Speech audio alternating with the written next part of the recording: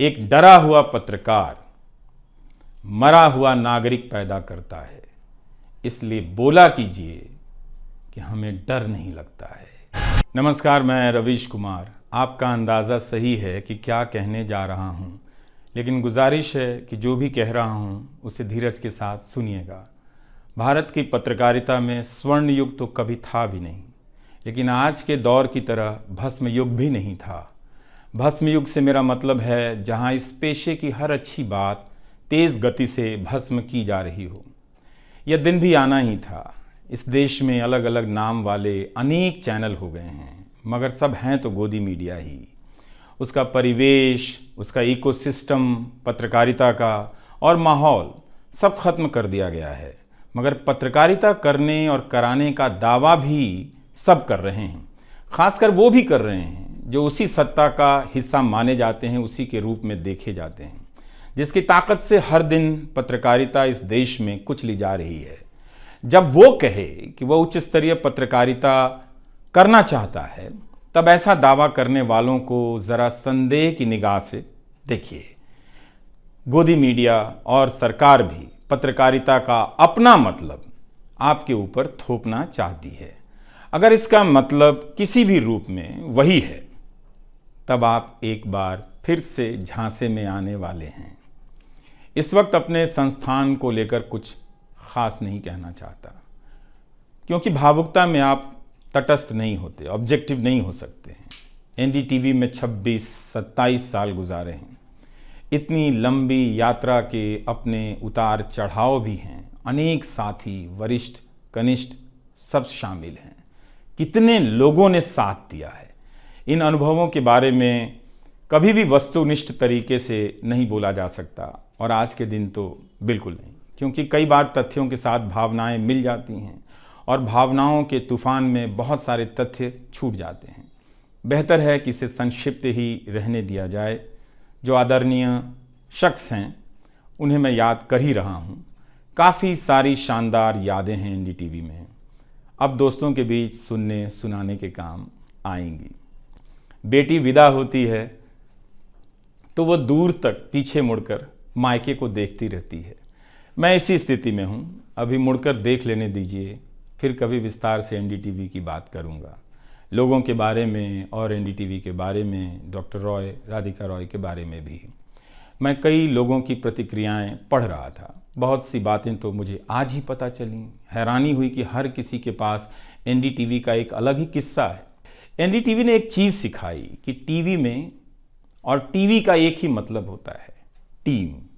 एंकरों के स्टार बनाए जाने के बाद यह धारणा टूट गई, मगर आज भी टीवी के बुनियाद में यही है कि जितनी अच्छी टीम होगी उतना अच्छा काम होगा।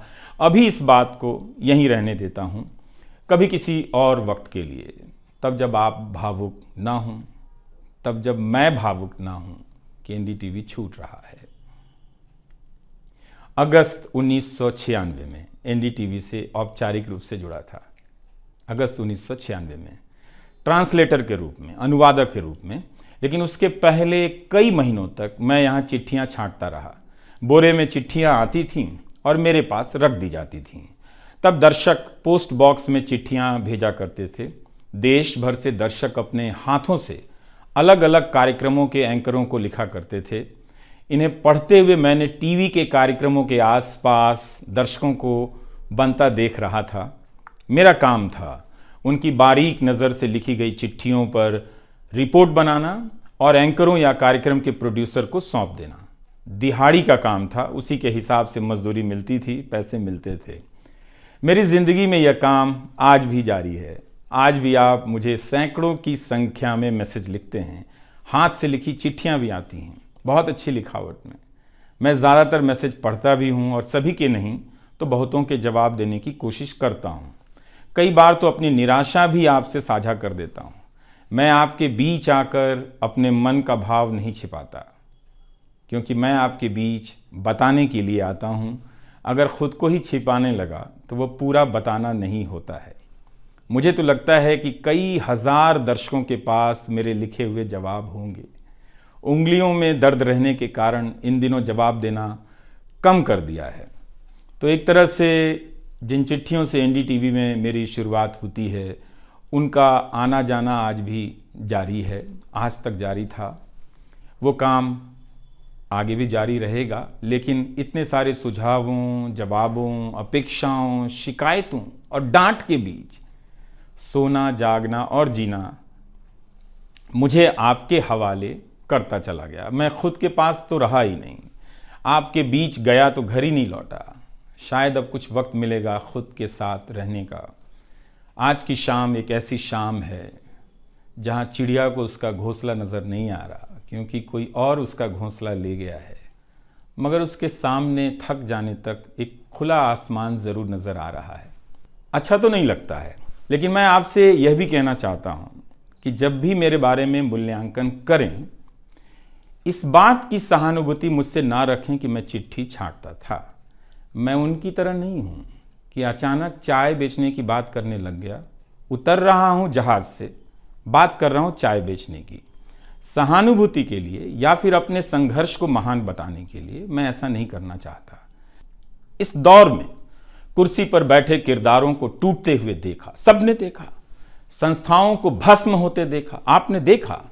नफरती तूफान में लोगों को भटकते देखा, मगर मैंने इसी दौर में एक नई संस्था भी बनते देखी है। वह संस्था है जनता की संस्था, दर्शकों की संस्था। दर्शक ही अपने आप में इंस्टीट्यूशन बन जाते हैं। आप दर्शकों की संख्या भले कम है, मगर आप दर्शकों ने मिलकर जर्जर किए जा रहे इस लोकतंत्र में जनता नाम की संस्था का पौधा सूखने से बचा लिया। एनडीटीवी में मुझे जब भी अवसर मिला मैंने जान लगा दी। मैंने कभी उन अवसरों को अपने लिए नहीं देखा, बल्कि यही सोचा कि ये अवसर मुझे आप दर्शकों के लिए मिला है, इसलिए उन सभी अवसरों को आप दर्शकों की कहानियों से भरता चला गया और मैं आप दर्शकों का होता चला गया। आपका दावा मुझ पर बहुत बड़ा है, मैं जानता हूँ। आप दर्शकों ने मेरी जानकारियों को दुरुस्त किया है, गलती की है तो डांटा भी है और काफ़ी कुछ उसमें जोड़ भी दिया है। कई सारे एक्सपर्ट, कई सारे छात्र, कई सारे प्रवासी भारतीय, स्थानीय भारतीय दर्शक बनने के साथ साथ मेरा साथ दे रहे थे और पत्रकार भी बन रहे थे और इस पेशे के एक छोटे से द्वीप को बचा रहे थे।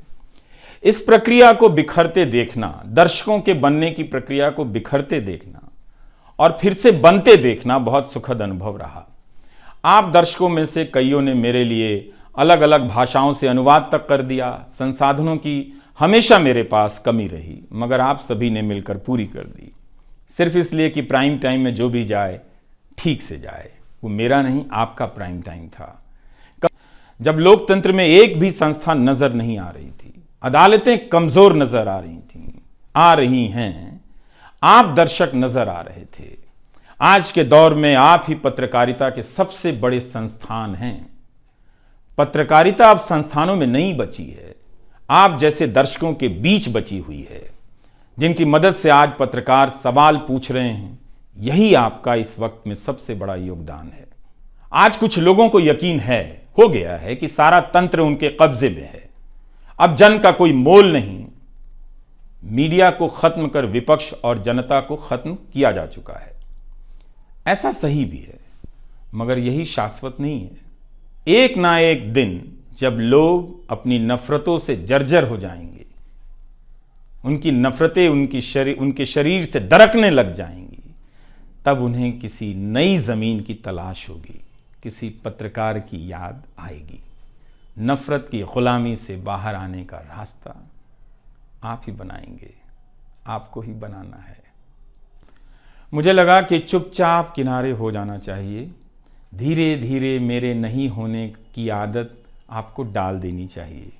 इसलिए कई दिनों से प्राइम टाइम नहीं कर रहा था, ताकि आप मुझे कुछ भूल सकें, मगर आप हैं, मानते ही नहीं हैं। हर रात 9 बजे के बाद मैसेज करने लग जाते हैं कि कहाँ हो, बीमार तो नहीं हो, सब ठीक तो है, एनडीटीवी में क्या चल रहा है, आप अच्छे हैं।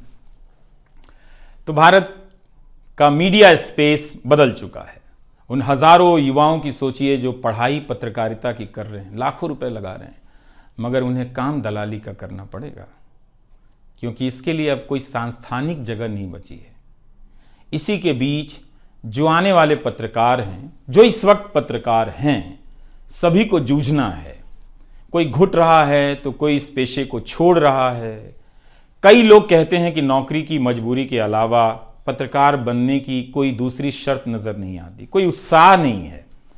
यहां तो जस्टिस तक कह रहे हैं कि जमानत देने पर जजों को टारगेट किए जाने का डर लगता है। जब जज को ही डर लगता है तब फिर इस दौर में यह बोलना भी गुनाह है कि मुझे डर नहीं लगता है। एक डरा हुआ पत्रकार मरा हुआ नागरिक पैदा करता है, इसलिए बोला कीजिए कि हमें डर नहीं लगता है। अब खबरें पाइए सबसे पहले हमारे मोबाइल न्यूज एप्लीकेशन पर। एंड्रॉइड या iOS प्लेटफॉर्म पर जाइए, HW न्यूज नेटवर्क को सर्च कीजिए, डाउनलोड कीजिए और अपनी सुविधानुसार भाषा का चयन कीजिए। खबरों की भीड़ में अपने काम की खबर पाते रहिए।